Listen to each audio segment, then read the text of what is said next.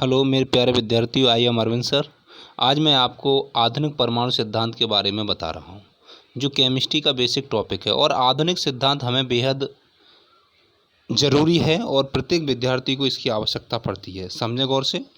तो आधुनिक परमाणु सिद्धांत को सबसे पहले जो दिया है वैज्ञानिक, वो हैं श्रोडिंगर ने। और यह सिद्धांत तरंग प्रकृति पर आधारित होता है। इन्होंने बताया है कि जो परमाणु होता है उसमें नाभिक होता है। नाभिक के चारों ओर वह त्रिविमीय क्षेत्र जिसमें इलेक्ट्रॉन चक्कर लगाते हैं, उसमें कोश, उपकोश और कक्षक आदि होते हैं। इन सब के बारे में इन्होंने बताया है। तो इस टॉपिक में कक्षक, कोश, उपकोश इनकी हम चर्चा करेंगे। कक्षक या ऑर्बिटल, तो नाभिक के चारों ओर का वह क्षेत्र जिसमें इलेक्ट्रॉन पाए जाने की संभावना बहुत ज़्यादा है, उसे कक्षक या ऑर्बिटल कहते हैं।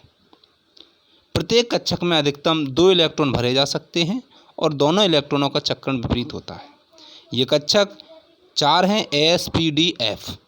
एस कक्षक का जो आकार होता है वो गोलाकार है, पी कक्षक का डमरू आकार है, डी कक्षक डबल डमरू आकार है और एफ कक्षक और अधिक जटिल होता है।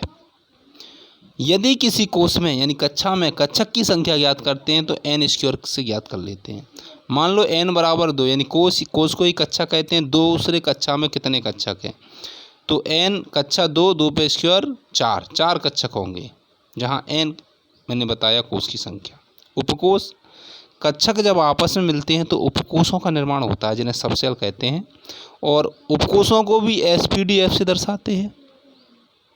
इनमें अधिकतम इलेक्ट्रॉन 2, 6, 10 और 14 हो सकते हैं। क्यों भैया? एस कक्षक में एस एक कक्षक होती है और एक उपकोश है, तो इसमें एक कक्षक में 2 इलेक्ट्रॉन। डी उपकोश में पी उपकोश में 3 कक्षक तो 6 इलेक्ट्रॉन, और डी में 5 कक्षक तो 10 इलेक्ट्रॉन, और एफ उपकोश में 7 कक्षक तो 14 इलेक्ट्रॉन भरे जा सकते हैं।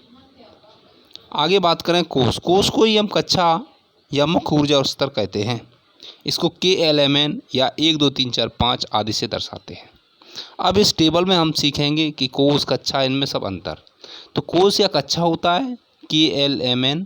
कोश का क्रम प्रथम, द्वितीय, तृतीय, 4, ये 4 है। कोश में उपकोश 1, 2, 3 जितने कोश होते हैं उतने ही उपकोश होते हैं। अब कोश में कक्षक निकालना है। कक्षक देखो याद रखना, जितने कोश उतने ही उपकोश बराबर होते हैं।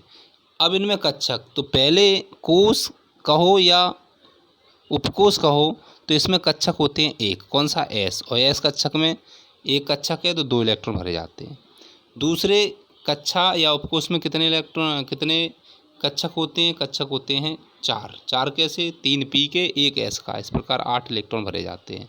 इसी क्रम में तृतीय कोश या तीसरे उपकोश में 3 प्रकार के कक्षक हैं, एस, पी, डी। एस में 1 कक्षक होता है, पी में 3 कक्षक होते हैं, डी में 5, टोटल 9 कक्षक यानी 18 इलेक्ट्रॉन भरे जाएंगे। चतुर्थ में कोश कुल 4, कोशों के प्रतीक कौन कौन से उपकक्षा हैं? 4 प्रकार के कोश हैं, एस, पी, डी, एफ, और कक्षक हो गई 16, इलेक्ट्रॉन भरे जाएंगे 32। तो इस प्रकार हम कक्षा, कक्षक, उपकोश के बारे में समझ सकते हैं। धन्यवाद।